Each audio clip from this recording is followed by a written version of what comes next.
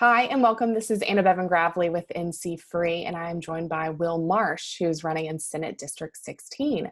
Will, thanks so much for joining us. Before we get started, is there anything that you want to share with our members? Yeah, thanks for having me. I'm super excited about this. I think what you guys do is awesome. As a business owner here in North Carolina, it's certainly important, but that's again one of the reasons why I decided to run and kind of take this seriously as part of my campaign backing. There's a lot of good that our legislatures do for business in North Carolina, but there can also be some bad. And I've seen free enterprise work well. I've seen ways that people try to impede that and it doesn't work. And so super excited about it, trying to help make North Carolina a better place. And of course, running in Senate District 16. We've got some good people here, a lot of good stuff going on, and I'm excited to only be a part of that and help it. So thank you for having me. Yeah, awesome. So I'm just going to dive into the questions. And you alluded to this just a moment ago. Have you ever owned a business or been in a management position within a business? Yeah, I have. So actually just finished a term serving as managing director of National Life Group, which is the third largest mutual company in the world, and actually in Winston-Salem, North Carolina. But I've owned a insurance agency here in the Raleigh area, with at our peak with 15 licensed agents and thousands of clients actually. Um, and of course, I've been an employee before too, so it's kind of sad in every part of the working part of business. So, Yeah, awesome, awesome. Would you say that the current level of state and federal taxation is too high, too low, or just about right? I'm pretty anti-tax, so I'm going to say that it's probably too high. There are certain now, of course, our government obviously needs money and a budget to operate, but there are different ways that we can do that without just directly taxing and we're punishing the people that make the most money. We have this system of the more money you make, the more money you ought to pay. Well, if you're doing more to create jobs and circumventilate money in your economy and bring in wealth and also spend it, it doesn't make a lot of sense that you have to then pay more money, almost as a fine. I know we call it taxation, but to do that. There are ways I think that governments can open the floodgates to helping our economy do as much as possible through deregulation, and that would actually bring in more money to our system and again circumventilate more money, and it would keep us from having to always just impose these taxes or fines on citizens. So I'm a proponent to always see that we can have taxes go down. Okay. Do you feel it's appropriate for state or local government to offer incentives for businesses to locate, to expand, or to conduct business in specific parts of the state?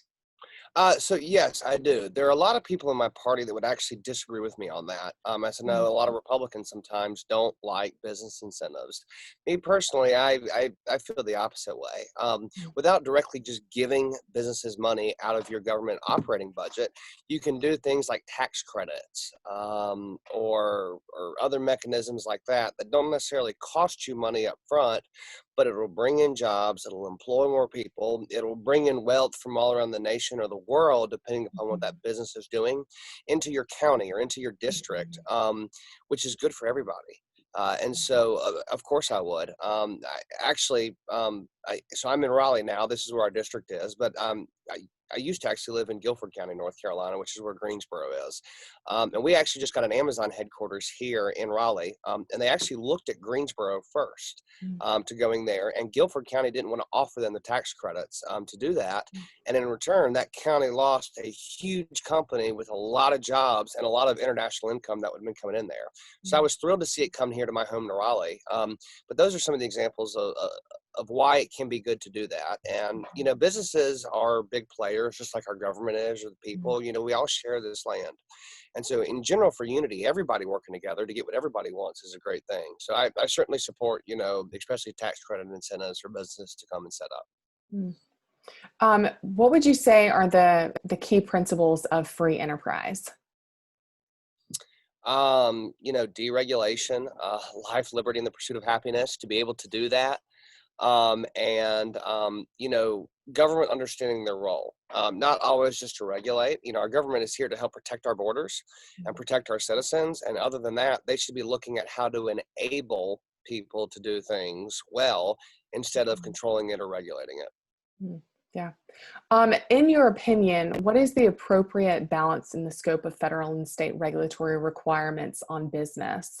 And what, in your opinion, is the best way to balance the appropriate protections without impugning economic vitality? That's a great question. And again, the situation is going to be boss. I mean, really every situation is different. Mm. I've always been a big fan of before government makes any decisions on things, instead of a bunch of legislators just going into a room and deciding what they want to do.